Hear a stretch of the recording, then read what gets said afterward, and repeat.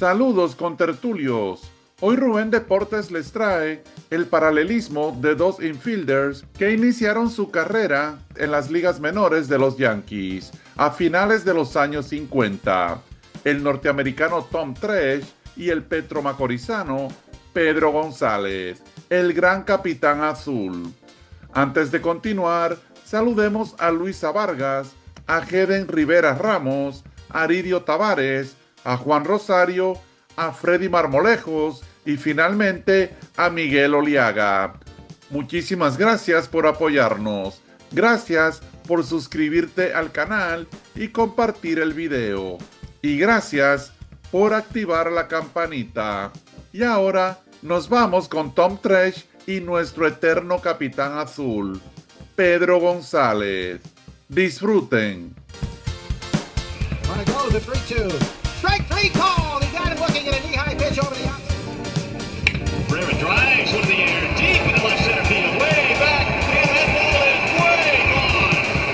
Oh, Cabrera. Ricky Henderson began his professional career the very year that Ben Gray was born. He's off on the pitch, punch throws, and Ricky is out in the box. Strange time. The 3-2 pitch, hit deep to left field.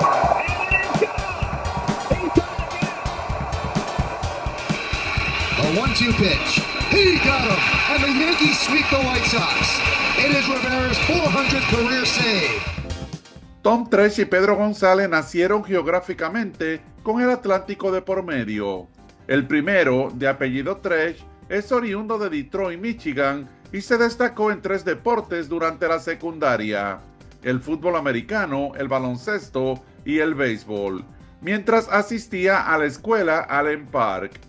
Luego Tresh entró a la Central Michigan University, donde se destacó como campo corto, y donde fue firmado por los Yankees de Nueva York en 1958, cuando este tenía solo 19 años.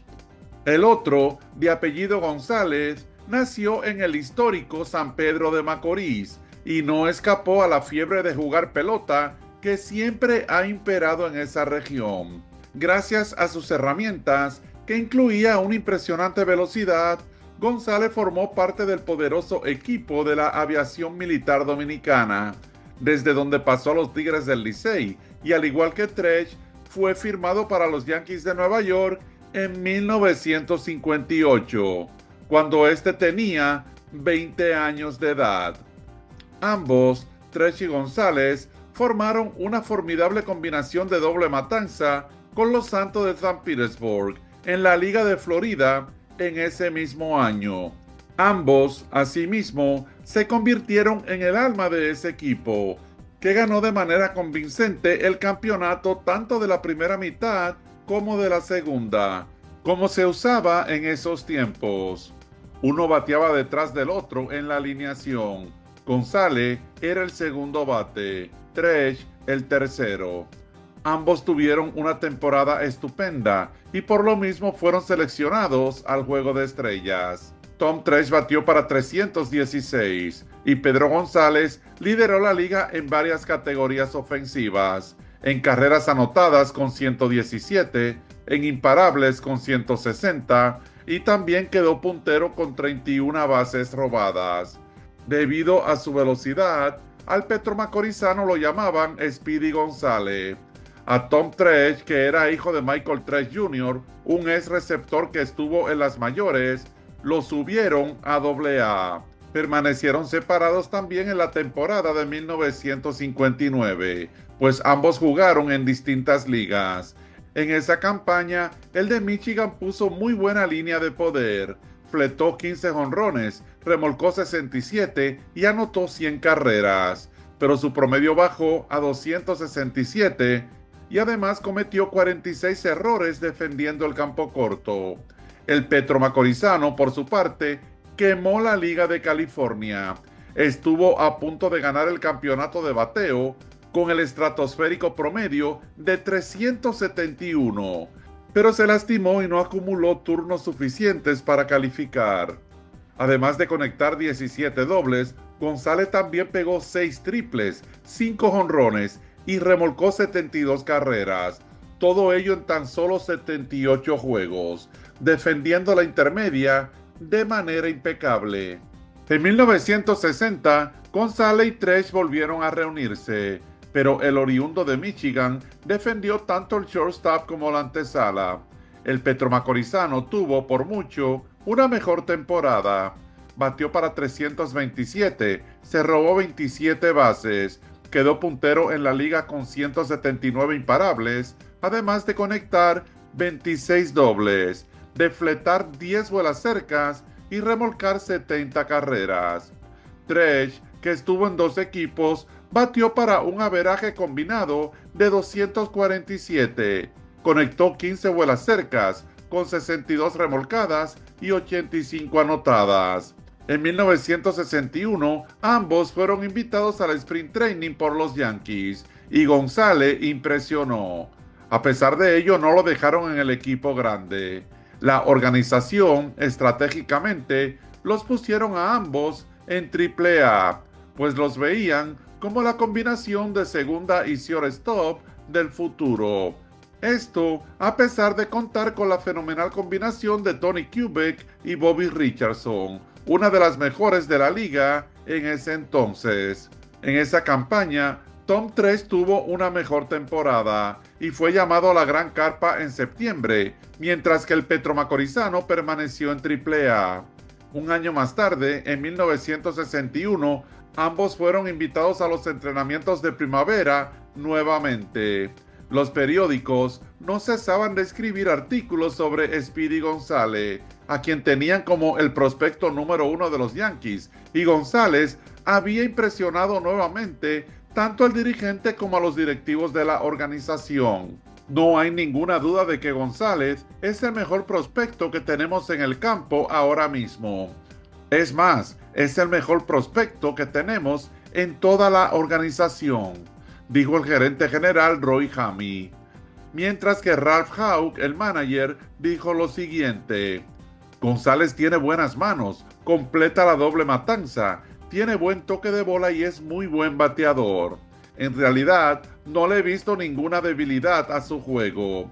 Tiene habilidad suficiente para jugar grandes ligas en estos momentos, pero creo que lo iniciaremos en AAA. Y así mismo sucedió. El petromacorizano fue bajado a AAA de nuevo, donde no tenía nada que buscar. Tom Tresh, por su lado, se quedó en la Gran Carpa y le buscaron un hueco. Primero reemplazó a Kubek en el campo corto, quien fue drafteado para el ejército, pero regresó al equipo en agosto, y Tresh permaneció en la alineación, esta vez como jardinero. De hecho, Tom Tresh tuvo una temporada excepcional, siendo pieza clave en la imponente alineación de los Yankees, con un promedio de 286, con 26 dobles, 5 triples, 20 jonrones, 93 remolcadas y anotando 94 carreras. Tresh fue seleccionado al Juego de Estrellas y obtuvo votos para el premio MVP y además se alzó con el premio Novato del Año. Los Yankees fueron a la Serie Mundial y derrotaron a los Gigantes de San Francisco, donde Tom Tresh tuvo una excelente actuación. Fletó un jonrón, remolcó 4 y registró un promedio de 321. González, por su parte, había sido relegado al frío de Richmond, Virginia, en los tiempos de Jim Crow. Hasta aquí la comparación. Con este paralelismo, se busca mostrar la suerte que corrieron estos dos peloteros, que hasta cierto punto se formaron juntos en las menores, y aunque Pedro González era por mucho mejor prospecto que Tresh, no corrió con la misma suerte, pues el equipo, o mejor dicho, el dirigente Ralph Houck, se negó a darle la oportunidad. Fue finalmente en 1964, después de que los Yankees pusieran a Yogi Berra como dirigente, que el gran capitán azul se quedó en el equipo grande, pero como pelotero utility, y batió para 277 en 80 partidos. A pesar de ello, el próximo año los Yankees lo cambiaron para los Indios de Cleveland. Tuvo una campaña sólida con los Indios de Cleveland. Promedió 257, pegó 15 dobletes, 3 triples, 5 bolas cercas y remolcó 39 carreras. además de jugar de manera impecable en la intermedia, cometiendo tan solo 11 errores y completando 59 doble matanzas, con un porcentaje de fildeo de 980.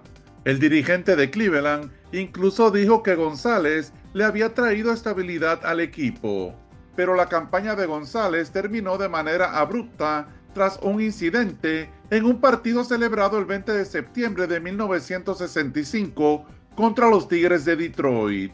Cerraban el quinto inning cuando el relevista Larry Cherry le tiró 2 rectas a la cabeza de Pedro González y el gran capitán azul, enojado, marchó hacia el montículo con el bate en la mano. Se armó tremendo caos. Ambos dugouts salieron al terreno y lo desapartaron. Algunos periódicos muy malintencionados escribieron que González intentó golpear a Cherry en 2 ocasiones con el bate, pero el capitán azul lo negó categóricamente. Yo ni me di cuenta que no había soltado el bate. El primer lanzamiento estuvo muy cerca de mí. Cherry me miró y me llamó un nombre sucio.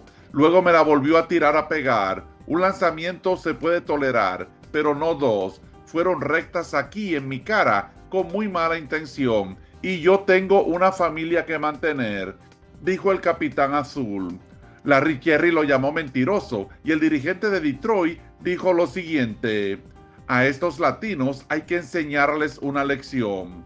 Y aludió al incidente entre Juan Marichal y John Roseboro, que había sucedido justo un mes antes en la Liga Nacional, el 22 de agosto para ser exacto. La cuestión es que el umpire expulsó a González, pero no sancionó al lanzador. El presidente de la Liga Americana, Joe Cronin, por su lado, fue implacable con Pedro González. Le puso una multa de $500, una suma exorbitante por entonces, y como si eso fuera poco, lo suspendió por el resto de la temporada. El gerente general de Cleveland, Gabe Paul, pegó el grito al cielo, criticando mordazmente a Cronin y calificando la suspensión de un terrible error. Es equivocado castigar a González sin antes darle una audiencia. Antes de marcharnos de Cleveland, a las 11 a.m., le envié un telegrama a Cronin solicitando una reunión para que escuchara la versión de González antes de que tomara la decisión. Entonces llegamos a Nueva York, eran las 2:30 de la tarde, y me encuentro con el telegrama de Cronin enviado a la 1:49 p.m., lo cual significa que ignoró mi petición, dijo un irritado Gabe Paul. El gerente general de los Indios de Cleveland estaba tan enojado que envió otro telegrama al presidente de la liga y lo hizo público. Y cuando le preguntaron sobre la similitud del caso de González con el de Juan Marichal, Gabe Paul respondió de esta manera: yo estaba ahí sentado, justo frente a él. Vi todo, no me lo contaron. González nunca le hizo swing con el bate, nunca lo golpeó. Aunque uno podría preguntarse, ¿cuál arma es más peligrosa? ¿Un bate sin hacer swing o una recta de 90 millas por hora? Y hablar de Marichal no tiene sentido, porque a Marichal lo suspendieron por pegarle a alguien. A González lo suspendieron por no pegarle a alguien. Pedro González, por su parte, dio la cara. Salió y se presentó ante los periodistas con los ojos aguados. Nunca había tenido problemas con Cherry. Su hermano Norm y yo somos muy buenos amigos, pero no es la primera vez que Detroit me tira adentro. Incluso el año pasado, Hank Aguirre y Phil Regan me dieron dead ball, dijo González. Un periodista le preguntó: ¿entonces piensa que el manager Charlie Dressen ordenó a Cherry a que te la pegara? A lo que el petromacorizano respondió: prefiero no comentar. En esa trifulca, los compañeros de González tampoco se quedaron callados. Pedro es un tipo tranquilo y de mucha clase. Él ama el béisbol y nunca haría nada para desacreditar este deporte, dijo uno de sus compañeros. En fin, que el gran capitán se perdió el resto de la temporada y cuando llegó al campo primaveral, uno que otro periodista le preguntaba sobre el asunto, pero él decía que había venido a jugar pelota, que se quería concentrar en ayudar a su equipo. En la temporada de 1966, Pedro González fue nuevamente el intermedista titular de los Indios de Cleveland, convirtiéndose en uno de sus peloteros más oportunos y jugando una defensa estelar. Solo 8 errores en toda la campaña, pero inexplicablemente su promedio se vino abajo. Batió para 233 con 9 dobles, 2 triples, 2 jonrones y solo 17 remolcadas. Así que en la temporada de 1967, los Indios lo relegaron a jugador utility y González apenas vio acción en 80 partidos, registrando el bajo promedio de 228. Esa sería la última campaña del gran capitán en las ligas mayores. El prospecto que no podía fallar, la próxima superestrellas de los Yankees, no pudo convertirse en lo que los scouts y los expertos esperaban. Todo ello debido a las circunstancias y a la falta de oportunidad, pues él tenía todas las herramientas y además la pasión y el deseo de establecerse en la gran carpa. Pero cuando debió quedarse en las mayores a los 22 años, los Yankees lo desplazaron, enviándolo por 3 largos años a AAA, a Richmond, para ser más exacto, a la capital de la mancomunidad de Virginia, un lugar estrictamente regido por la ley de Jim Crow, donde solo él y Dios saben las vicisitudes que pasó. Aquí no juego feliz, le dijo González en una entrevista a Steve Jacobson de Newsday. Después del juego me voy a casa a ver televisión y el año pasado también me sentí muy solo. Pedro González jugó varios años más en las ligas menores y en 1972 pasó a la Liga Mexicana, primero con los Alijadores de Tampico y algunos juegos con los Dorados de Chihuahua. Tras su retiro, Pedro González siguió con sus aportes al juego que tanto amaba, fungiendo como scout, ejecutivo, entrenador y dirigente. Inclusive, fue el primer dominicano en dirigir un equipo en las ligas menores, cuando tomó las riendas del equipo Los Bravos de la Liga de la Costa del Golfo en 1976 y lo dirigió durante 13 temporadas hasta 1988. Pero ni allí escapó a ser víctima del racismo, pues para solo citar un ejemplo, en abril de 1980, sí, 1980, Pedro González estaba en un restaurante con Hank Aaron, quien por entonces era director de las ligas menores de los Bravos, cuando un hombre blanco se les acercó y tras proferir insultos raciales, los apuntó con una pistola. Por suerte, el agresor fue posteriormente detenido, pero este no dejó de ser un incidente desagradable, otro ejemplo de los sinsabores padecidos por nuestro gran capitán azul. Pero González, no obstante, se mantuvo al pie del cañón, ayudando con su experiencia a los peloteros más jóvenes. González también dirigió en la República Dominicana. Y hablando de República Dominicana, en la Liga Invernal, González siempre será recordado como el gran capitán azul por sus años con los Tigres del Licey. También militó con las Estrellas Orientales y media campaña con los Leones del Escogido. Asimismo, González vio acción en Puerto Rico con los Senadores de San Juan durante 3 temporadas en la década de los 60.